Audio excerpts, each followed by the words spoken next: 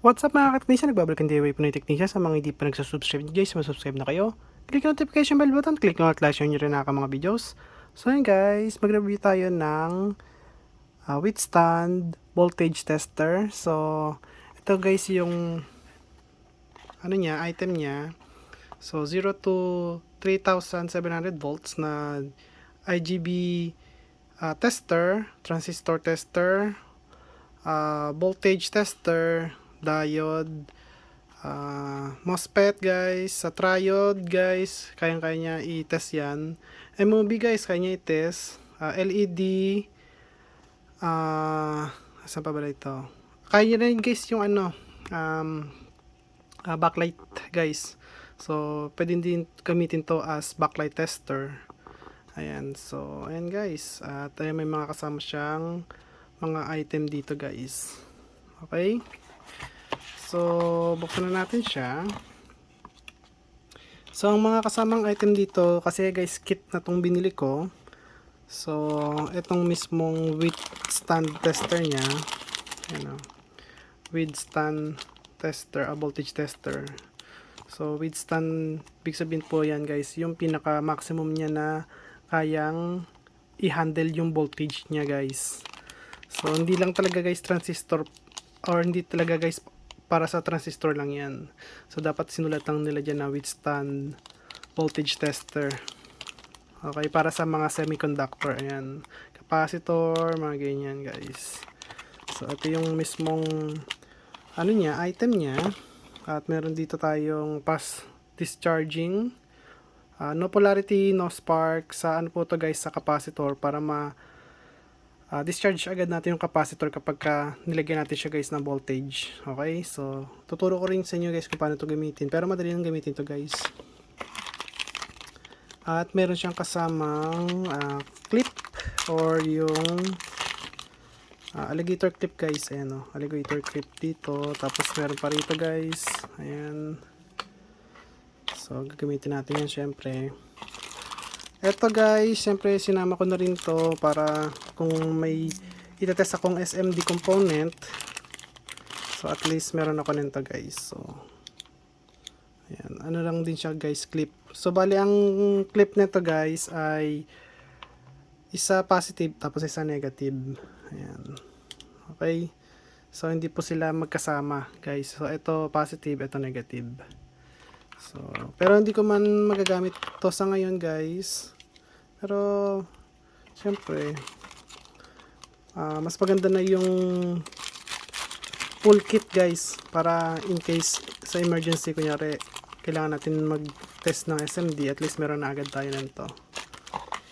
So ayan, LED TV backlight tester. So ayan guys, so pwede rin siya sa backlight guys para sa tester niya. At ayun guys, buksan na natin to.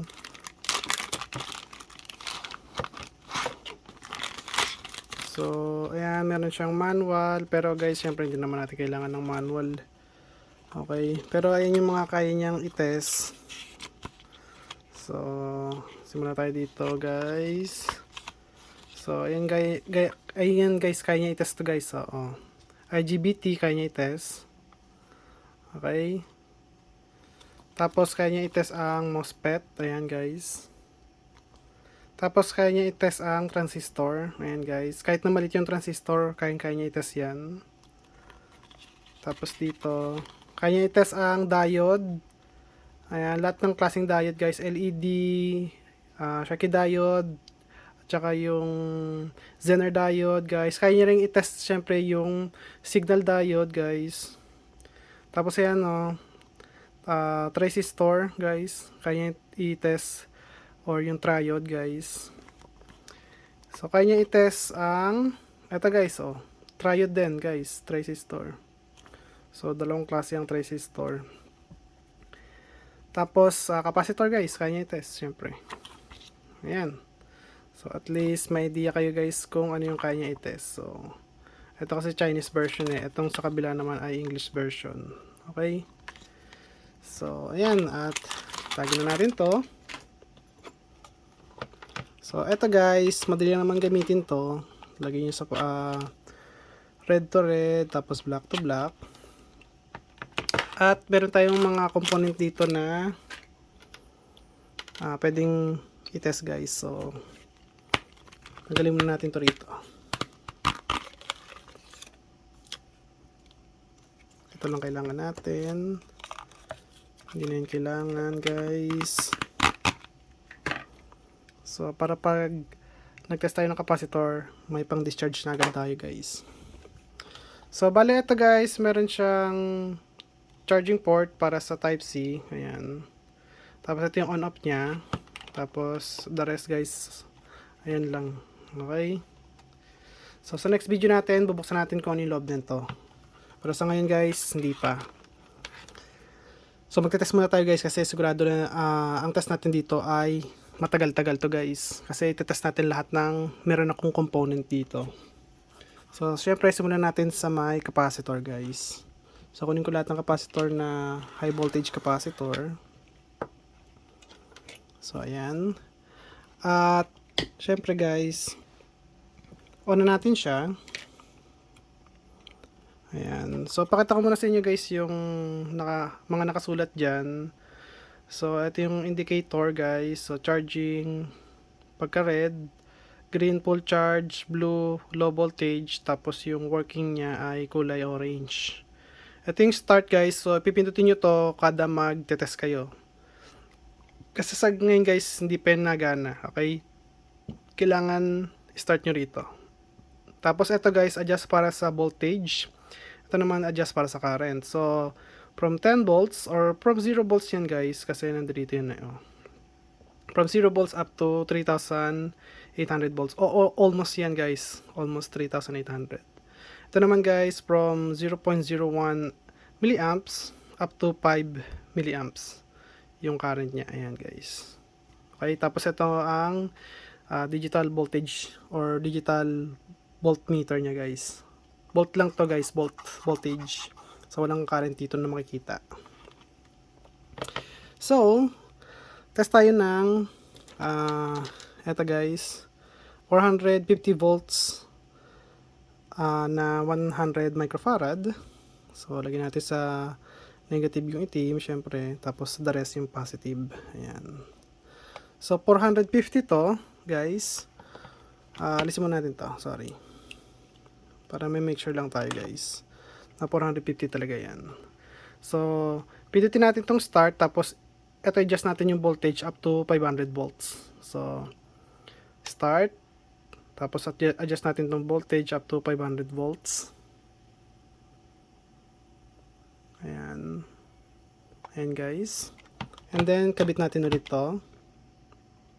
Ayan. And then, tignan natin guys. So, eto nga pala guys, kapag ka magtatest kayo ng capacitor, make sure na sa almost 5 milliamps. So, 4 milliamps lagay natin dito guys. So, start na natin.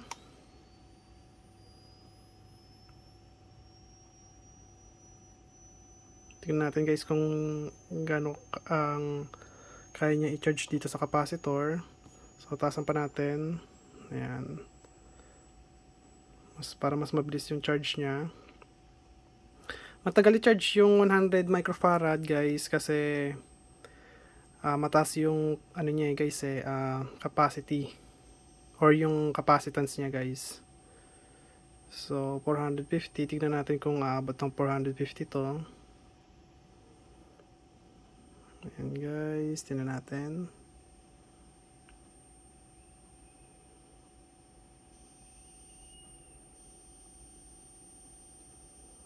Tagal-tagal siya guys, no? Kasi ang charge na current niya lang ay 500 milliamps guys. So ayan, umabot 400 talaga guys. Pero tingnan natin kung umabot talaga siya ng 450. Ayan, masakat-sakat yan pagka nahawakan mo yan guys. Nay, sakat yan. Huwag nyo hawakan yung mismong polarity niya guys, or yung mismong lead niya guys. Ayan. So, abot kaya ng 450? Yep, umabot 450. Lagpas-lagpas pa guys. Okay? So, okay na yan. So, okay dito. Make sure guys na hindi nyo mahawakan yung ano niya, LED ng sabay. Tapos gamitin natin tong discharger niya. So 3, 2, 1 guys. Ayan, may discharge niyan guys. Ayun na. Okay na guys. So kahit balik rin natin to, okay na yan guys, wala na yan. So kahit ibalik natin yan dito guys, wala na siyang charge. Para makita nyo rin na wala na siyang charge. Ayan guys. So 3 volts na lang yung charge niya. So wala na yan, okay na yan. And then dito guys, alam ko na sa 1,000 ito, 1,000 volts or 1 kilovolt. So gagawin naman natin dyan guys, ibabaan natin tong current nya. Pinutin natin to guys, tingnan natin kung hanggang saan yung kakayanin niya. Kasi ano lang naman to guys 1 nanofarad, so mabilis siyang mag-charge. So taas natin yung ito niya guys, hindi, taas pa natin tong current. Ayan, para makita natin guys. Taas voltage, taas current, taas voltage. Ayan guys, hanggang 300 lang pala siya. Sorry, kala ko 1,000 to. Y capacitor, so hanggang 300 lang pala yung kaya niya. Ayan, safety capacitor kasi ito guys, so 340 yung kaya niya guys. So para maniwala kayo ng 340 lang yung kaya talaga nito. So ayan guys, pakita ko sa inyo. So yung mabot ng 1,000 no. So kaya niyang i-handle up to 340 volts. So kapag may lightning strike dyan sa lugar natin, so ito yung mag-handle ng ano niya guys. Siya yung mag-handle ng ang tawag dito, yung shock niya guys, okay? Yung shock ng lightning. So baba na natin to. So ito guys ay merong 450 guys ito. So lagyan na natin to.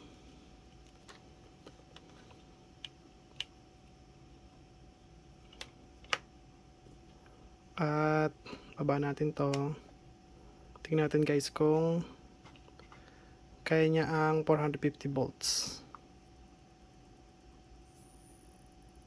Mabot pa 600 volts guys.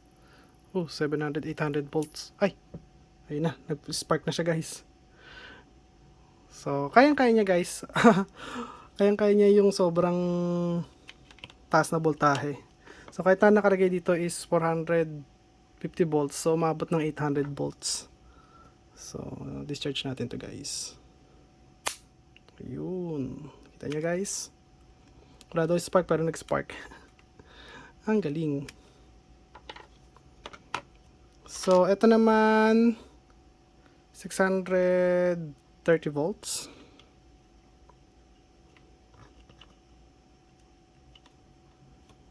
So tingnan natin guys, so baba natin to konti, taasan natin ng voltage guys. 600 daw kaya niya, tingnan natin. 630 volts. Ayan. So tingnan natin guys. So nasa 600 na to guys, ito. So tingnan natin. Yep, 600 volts guys. Pagka lumagpas na 600 volts guys, ang ginagawa ko, tinatanggal ko na yung pinaka ano niya.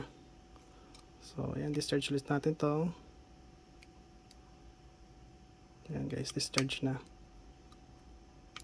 Ayan. So dito naman ay 200. Nasa 200 ito guys, 250 volts ayun no. So tingnan natin. 250 volts, baba natin tong knob sa voltage. So start natin. Taas natin konti. Yep, umabot na ng 300 volts. So, ayan guys. At least okay na. Na-discharge natin din to. So, hindi na natin to ano guys. Kasi pares lang naman to dito. Ayan. Pero kapag ka hindi siya umabot kasi guys ng tawag dito, Hindi siya umabot ng 200, ano lang siya, nasa 100 lang siya, tapos nakalagay doon 200. So, ibig sabihin yun guys, may leak na yun guys. So, palitan nyo na yung ganun. Ngayon guys, try natin mag-test ng, ito guys, mga diode naman. Yan, iba't ibang klaseng diode, may high voltage na diode tayo dito. At ito guys, dual diode, iba't ibang klaseng tag dito, full bridge rectifier diode, tsaka Schottky diode guys. Ayan. So, ayan. Try natin guys. So, syempre, magsimula tayo dito sa may high voltage diode na to guys. So, eto guys, ang number niya, or yung part number niya, eto guys. HBM 112, 12 guys, or 1, 2. So, itong 12 na to guys, meaning po nito ay 12 kilovolts po yan. Ito guys ay 3. Okay, 3.8 kilovolts to. Okay, so, syempre guys, hindi naman natin matatest to. Pero kapag may leakage to guys, makikita natin dito. So, tingnan natin kung may leakage na to. Ayan, so, maximum na natin to. Ayan. Tapos ito guys, sa minimum lang lagi to kapag ka magte-test kayo nito. So start na. Ayan. So wala talaga guys. 3,793. So hindi umabot lang ng hindi man lang siya guys umabot ng 12 kilovolts. Kasi syempre hanggang dito lang kaya ng tester natin. So hindi natin matetest to. Pero at least alam natin na hindi siya leakage. Or wala siyang leakage guys. So, dito, baba natin to. Test naman natin to guys. So, ito ay 10A10. Ayan. So, ayan guys, kapag ka magte-test kayo, lagi yung positive nandito sa may guhit. Ito, itong band na to. Yung gray band niya guys. So, ayan guys, at lagyan natin sa 600 volts. Start. So, ayan guys. Ay, more than 600 volts na pala yung ano ko guys. Ayan, more than 600. So, mabot ng 1,000. So, 1,000 to guys. Okay. So, tama yung ano nito. So, 1,000 volts to. Okay. Tapos 1,000 dito guys. So, okay na okay to. So, dito naman ay meron tayong 20, 100. So, 20 amps, 100 volts. So, dapat dito meron din tayo na makita na 100 volts. So, dito dapat may 100 volts. Ayan guys. Baba natin to konti. Start natin. Taas natin ng konti. Ayan guys. So, 85 volts lang siya guys. So, tinatasan ko na siya. Pag tinasan ko kasi to, ayan, kailangan pala tasan konti. So, yeah, guys, 100 volts. So, kabila naman tayo. Ayan. So, kailangan pala tasan natin ng konti yung current niya para makita natin yung ano niya, guys. Yung kayang-kaya niya talagang i-handle. Ayan. So, ito sa kabila. Yep, 110 guys. Okay. So, meron siyang allowance na 10 volts. Okay guys. So, dito naman, positive sa gitna. Or dito guys. Ito, sa may metal yung positive.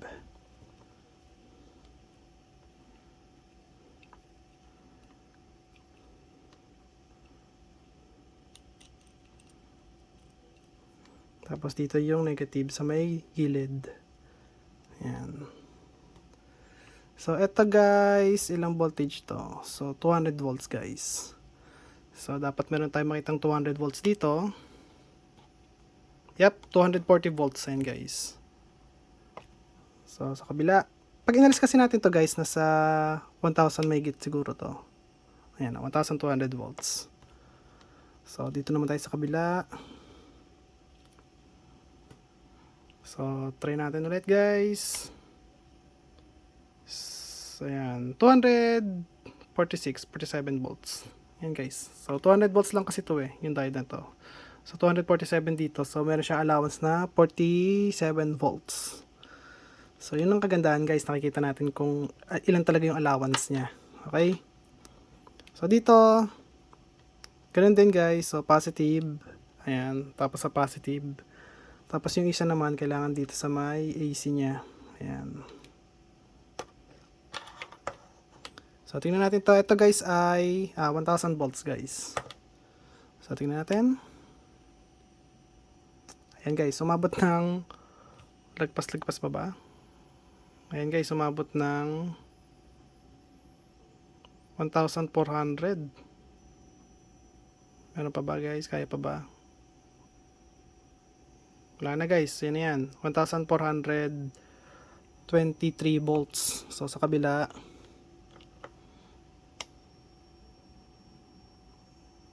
ganun din guys, 1,400 volts. So meron siyang allowance na 400 volts guys. Tapos pag dito naman, sa negative naman tayo guys, tapos yung positive dito sa may AC. Ito naman guys, sa kabila is 1,600 volts. So magkaiba yung kaya niya guys, no? Pero okay lang yun kasi hindi naman tayo abot ng 1,000 guys kapag talagang umandar na to, hindi naman naabot talaga ng 1,000 volts to eh. Ayan, 1,400 naman to guys. So halos parehas. Ito lang magkaiba. Ito. Dito meron siyang allowance na 600 volts. Mas maganda yun guys kasi 600 volts pa naman yung allowance dito. So bago guys masira to, 'di ba? Yung nandito muna guys. 'Di ba? So, okay na to. Dito ganun din guys. So hindi ko na guys papakita sa inyo to kasi halos ganun din naman eh. Oh, may nakasulat na AC. Dito naman yung AC nito guys, itong may parang S na to, ito, tsaka ito. Ito yung AC, ito. So, ito positive, talagyan mo na sa positive guys. Tapos itong isa negative dito sa may AC. Kapag ka mag-test ka naman dito sa negative, ito naman guys lalagay mo, negative, tapos ito naman sa AC. Ayan. Kahit ano rito guys, pwede pong i-test dito. Okay? Tapos dito naman sa positive, ito naman guys. Ito, o kaya ito. Okay? So, simulan natin dito. So, try na natin guys. Ay, nga pala guys. Ito ay 600 volts guys. Okay? So, tingnan natin. 600 volts. Oops, umabot na 900. So, sobra-sobra pa guys. So, dito tayo. Ayan guys, sumabot ng 1,200. Okay. Okay na okay siya guys. Umabot siya ng ng maximum voltage niya guys. Ito guys ay 1,200. Sa kabila ay 1,000 guys. So, okay, umabot siya guys. Lagpas-lagpas pa sa 600 na sinasabi niya sa datasheet niya guys. Okay. Or baka mali lang tayo dito sa natin. O try natin babaan to. Tapos baba natin yung konti to ng ayan, 1,1. Try natin. Baka mali lang yung settings natin.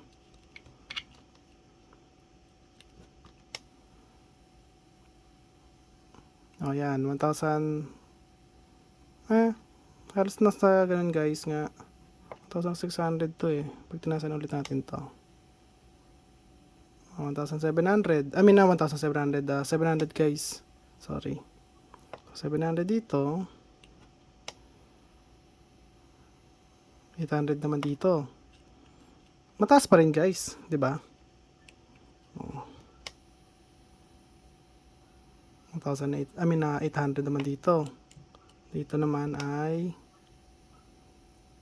800 din. So, mataas pa rin guys. 'Di ba?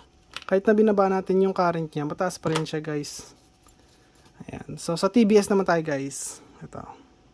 Okay? O, MOB guys. Sorry, TBS tuloy eh. So, TBR. Yan guys. Okay? So, Baristore po to. MOB Baristore po yan guys. So, kahit ito guys, balik-baliktarin nyo, okay lang. Kahit magkabaliktaran yung polarity nito. Okay lang guys. So, ito ay 470 volts. So, lagyan lang natin sa 600 at test na natin guys. So, ito guys sa minimum lagi So, test natin. Yep. 400, ano lang to, 420. So, taasan natin ng konti ito. Tingnan natin guys. Ayun na. 467 guys. Ayun o. Taasan natin ng konti pa. Ayan guys. Taasan pa natin ng konti. Ayan.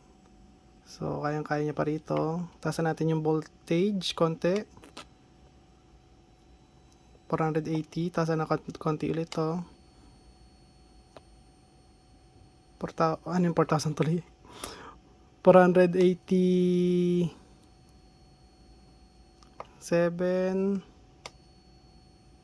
Yeah, 487 pinakamalakas niya guys. Or pinakamataas niyang voltage. So 470 lang yung nakalagay dito, pero 480 ang nakalagay naman sa, or almost 490. So meron siyang allowance na 400, may allowance siya na 90, ilan ba? 20 volts. Ayan guys. So kaya niya i-test ang TBR, sorry guys, or MOV or Varistor. Ayan. Ano pa ba guys? Dito naman tayo. Wala akong ano guys wala akong tag dito, IGBT. Pero meron akong ito. Tsaka MOSFET guys. So, tagalin mo natin to rito. So, ilagay natin to rito guys. So, try natin ang power transistor. So, pagka magtetest naman kayo ng power transistor guys, kailangan alam nyo yung channel niya guys, kung NPN or PNP. Kahit sa may MOSFET guys, kailangan alam nyo rin. Ang pagkabit po nito guys, dito sa may base at saka sa may emitter. Ayan guys. Ganyan ang pagkakabit niya. Tapos ito naman, so ito guys, yung C ay negative. So yung emitter niya negative. Tapos yung collector niya is positive. So ayan siya guys, ganyan ang itsura niya guys. Okay, pinagsama ko muna yung dalawa. Yung base tsaka emitter. Tapos yung emitter ay nadrito sa may negative, tapos yung collector sa may positive. C means is NPN. Okay? So, ito po guys ay 100, baba na muna natin to, 160 volts or 180 volts. So, try natin. Taas siya guys. Okay? So, mababa na yan. Pero, ang binibigay sa atin is 350 volts. So, kanya yung 100 talaga is 350 volts. Kahit na nakalagay sa datasheet niya ay 160 or 180 volts. Okay? So, wala na pong question about dun guys. So, dito naman sa kabila, yung AI PNP. Ayan. Tapos, ito naman guys, yung collector niya, yung emitter niya ay nasa positive kasi PNP siya. PNP or positive yung ano niya. Tapos ito, ang negative niya guys nasa may collector. Emitter to, tapos ito collector. Okay? So, pares lang yan guys, 160, 180. So, tingnan natin. Ito naman guys ay kaya niya ang 237 volts. Ayan guys. So, nakita nyo? Kaya niya i-handle yon kahit na mababa lang yung voltage niya doon sa may original talaga guys. So, ito naman guys ay yun natin. So, A means positive. So, emitter niya ay positive, collector niya negative. Tingnan naman natin ito guys. Halos ganun din. 180, 160 yung ano nito guys. Kayang i-handle. Pero tingnan natin dito. 230 volts. Ayan guys, kayang-kaya niyang i-handle. Alisin natin ulit to. Kabila naman tayo. Ito guys, tingnan natin to. Diba makikita natin kung may leakage na siya. Kasi kapag leakage na siya, mababa na yung voltage niya guys doon sa original. So ayan guys. No, mali. Back natin to. Kasi C siya guys. Ayan o, C. So ito ay emitter. Ito yung collector. Okay. So tingnan natin guys, same lang yan, 160, 120, 160 tsaka 180. So try natin. And guys, 350 volts. Okay. Okay na okay. So tapos na tayo guys sa transistor. Ayan, mga power transistor kasi ito guys, original power transistor po to guys. So tingnan natin kung dito, ayan guys, nasa 800 yung settings natin. So dito naman tayo guys sa mga MOSFET. So itong MOSFET na to guys ay,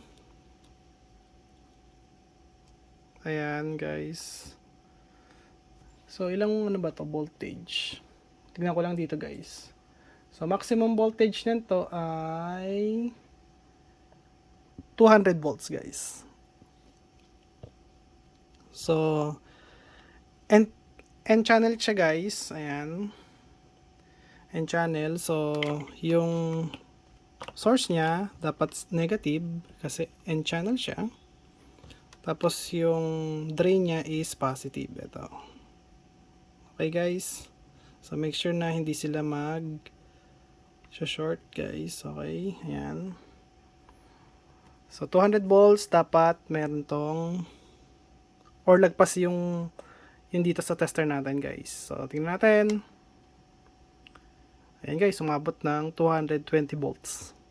So meron siyang allowance na 20 volts guys bago siya masira. Ayan guys, 'di ba? Kaya niyang i-test tong power MOSFET natin. How about dito guys? Ito guys ay 85 volts. Ayan. So, tingnan natin naman to guys. So, N-channel din to. So, lagyan natin siya dito guys. Ayan. Negative yung source. Positive yung drain. Ayan guys. So, 85 volts guys. Tingnan natin. 93 volts guys. Pag lumagpas man siya ng 85 volts, meron siya allowance na 13 volts guys. So 93.2 volts. So ayan guys, 'di ba? Galing no? Kaya niya makita kung ilan talaga yung kaya nitong i-handle. So meron tayo dito na ito guys. Ito.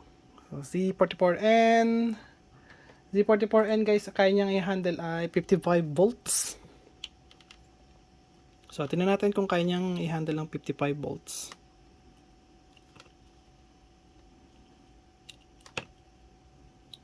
So, N-channel dito guys ha.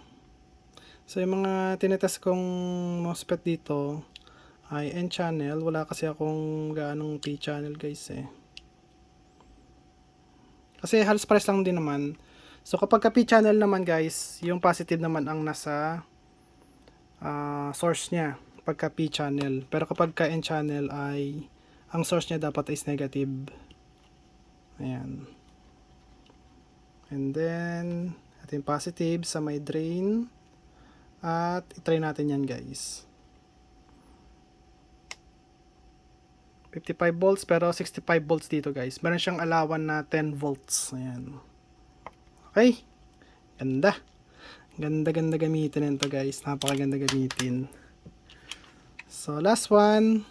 Ito guys ay meron siyang 70 volts. So drain is positive. Tapos lagyan mo natin tong gate tsaka drain. Gate at tsaka source. So yung drain niya is positive, tapos ang source niya is negative. So ayan guys, 70 volts. Yep, meron siyang 76. So meron siyang 6 volts bago siya masira guys. Okay, meron siyang allowance sa 6 volts. Diba guys, kakakitang kita nyo? Yun ang kagandahan ng tong tester na to. Kaya nung nakita ko to, sabi ko matry nga. So, next, ano pa ba? Yung, ito guys, backlight. Okay, so try natin to. Babaan natin muna itong mga to para make sure na nasa low voltage tayo. Tapos lagay ko lang ito dito sa may negative. And then gagawin ko dito guys, kapag sa backlight naman, para hindi siya mabigla, so hindi ko muna siya guys papaandarin. Tulad niya, hindi ko muna siya pinapaandar. Okay, wait lang. So hindi ko muna siya papaandarin.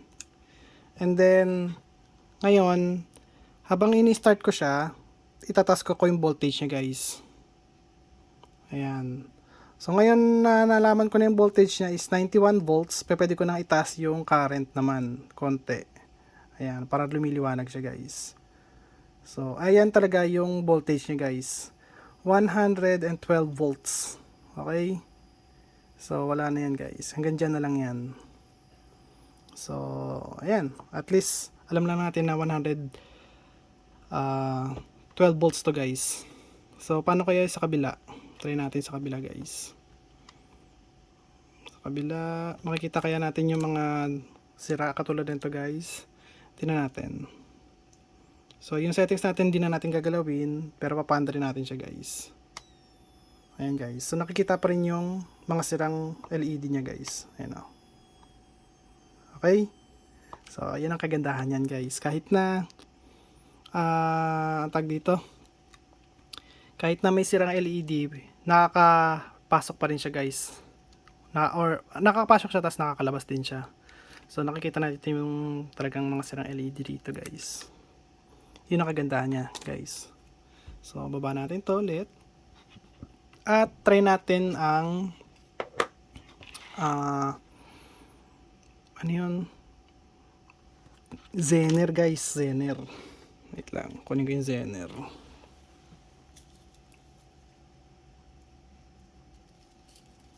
So eto. So alisin muna natin to guys, regular diode lang to guys na 4007 guys na diode. So hindi natin guys kailangan test to kasi nakita na natin yung sa diode eh. Pero yung sa Zener diode guys, kailangan natin i-try kung talagang gumagana ba talaga siya sa Zener diode o hindi. Ayan. So dito muna tayo guys. Ito 1N 48, 41. I mean 41, 48 to dapat eh. Bakit parang baliktad? Nasaan na yun? Yeah, 41, 48 to. Baliktad lang yung nakasulat dito. So try natin guys. Isa lang. So lagyan natin ito rito. Tapos sa itim yung positive kasi yan yung ano niya guys, yung linya. So sa mga diode yung linya niya guys laging nasa na positive. Okay? So ito guys, try natin to. So nakalagay dito 100 volts lang siya. So taas natin to sa ayan guys.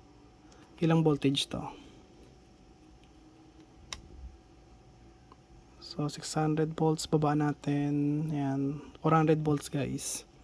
So tingnan natin kung ilang voltage talaga to. So I mean na 100 volts lang siya guys na signal diode. So tingnan natin. And guys, umabot siya ng 130 guys. Meron siyang allowance na 35 volts. Okay? So ayan. Kasi baka gamitin niyo to as regular diode guys na ganito. So hindi siya pwede guys. Kasi ito ay 1000 volts na 1 amp guys. So wag niyo gagamitin to as regular diode guys na tag dito yung 1N4007. Huwag nyo gagawin ganun guys. So eto guys, may nakasulat na rito. 3.3 volts. Kapag ka nagtest ka ng 3.3 volts na Zener, kailangan na sa 5.5 milliamps. So eto guys, 5 milliamps lang to. So taas na natin to, maximum. Eto guys, babaan lang natin to guys, kasi kailangan lang natin is ayan o, 9 volts, okay na yan. So try natin to guys.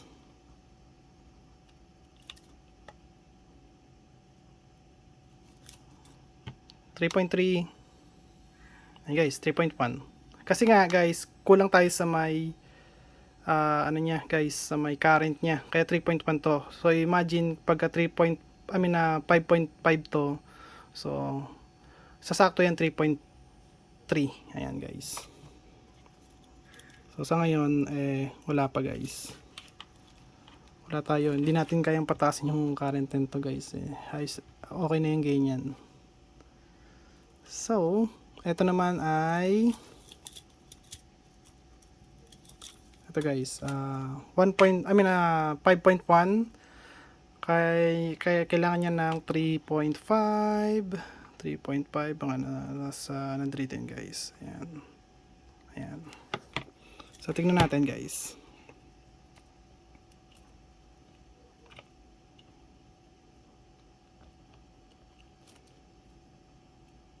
So ayan guys, so tingnan natin. There you go guys, sakto. 'Di ba? 5.1 volts. 5.1 volts. Tapos kasi sakto yung ano natin guys, current. Pero kapag binabaan natin ng current 'yan, sabihin natin dito. 'Di ba? Ang baba ng ano niya, ng reading. Kailangan sakto doon sa may ano niya guys. Sa mga kailangan niyang current guys, okay? Pag tama yung current na binigay mo sa kanya, tama din guys yung reading niya. Ito 3 amps. 3 milliamps. So 3 milliamps, mga nandito yan guys. So mga estimated ko lang yan guys, kaya nalalaman ko lang. Ayan. So 9 to guys, 9.1 volts.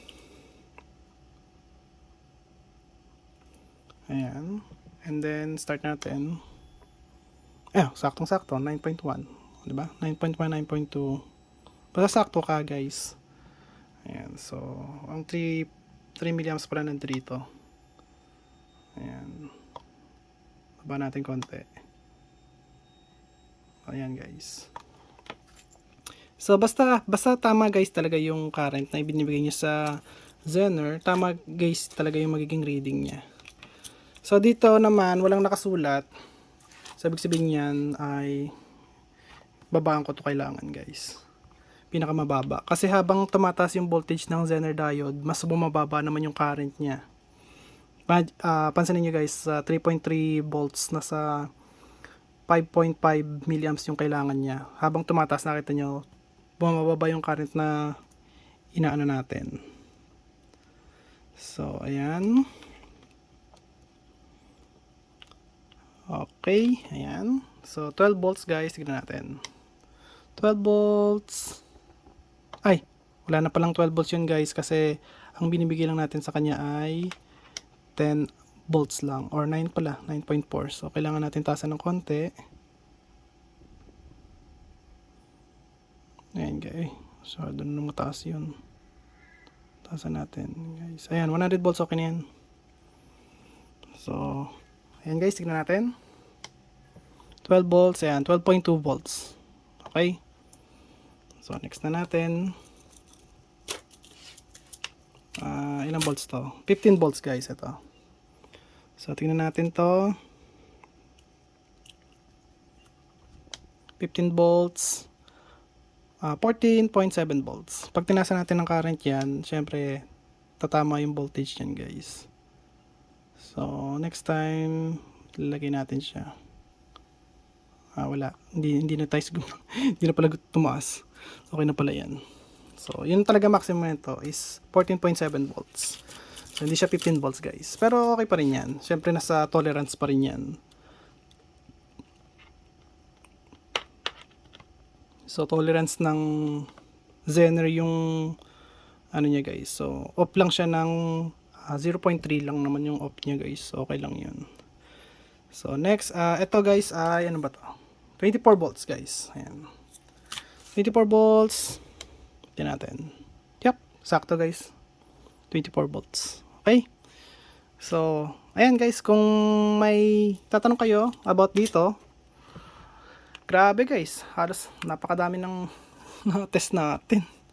So ayan guys, kung may tanong kayo about dito sa withstand voltage tester, sa future video natin guys, update ko kayo guys. Kapag nagtanong kayo or nag-comment kayo about kung ano pa yung pwedeng i-test nito guys. So sa ngayon, kung ano yung meron ako, yun lang yung may papakita ko muna sa inyo guys. Okay?